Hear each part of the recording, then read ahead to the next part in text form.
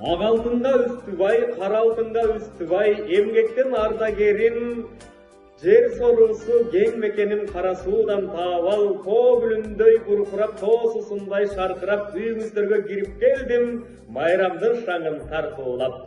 Сүйүктүү берметибиз, апакебиз, бир колу менен дүйнөнү, бир колу менен бешикти терметкен биздин үйүбүздүн шам чырагы, мактанаарыбыз, таянаарыбыз апабыз.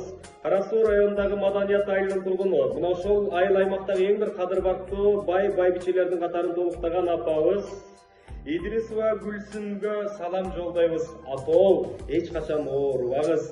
Сиздин бизди карап бир эле жылмайып күлүп койгонуңуз биз үчүн чексиз майрам.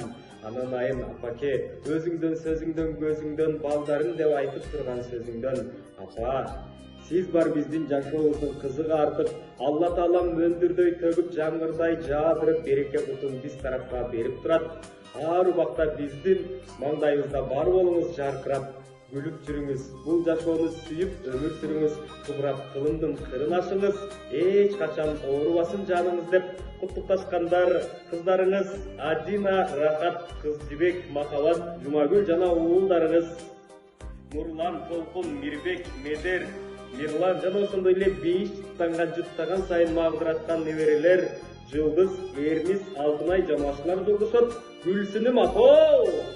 Дайыма балдардын бактысына бар болуңуз. Уул кыздын төрүндө төрүлөп, урмат сыйна чекеңиз тердей берсин. Жашартып жаратканы